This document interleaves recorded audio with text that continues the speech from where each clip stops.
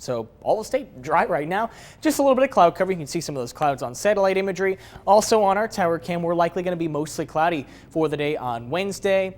It's also a little breezy. Winds have shifted out of the north at 13 miles per hour in Lincoln, 9 miles per hour in Beatrice, 20 in Aurora, a 20-mile-an-hour wind in Kearney.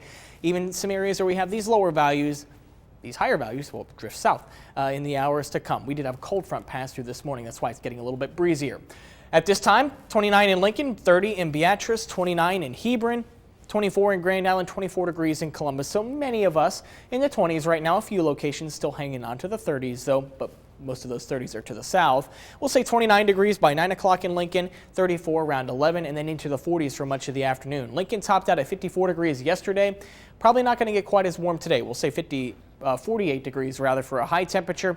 A better chance of reaching the lower 50s a little bit farther south. It'll likely be a little bit cooler just to the north. I think everybody is looking at a slightly cooler day for Wednesday. Now, as we head into tomorrow, though, yeah, temperatures rise into the 70s. That's because winds shift back out of the south. So today they're out of the north, tomorrow they're out of the south. So 72 degrees, that won't be all too bad, and then things cool right back off once again as we head into the weekend. There's also the chance to see some thunderstorms, mainly in northern Nebraska tomorrow night, and there is a small chance that some of these may be on the stronger side where we have this green shaded area. That's the level 1 out of 5 risk for severe weather. The main concern with these being large hail.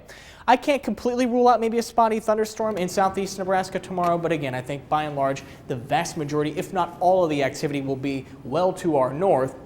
There may be some spotty rain though on Thursday night.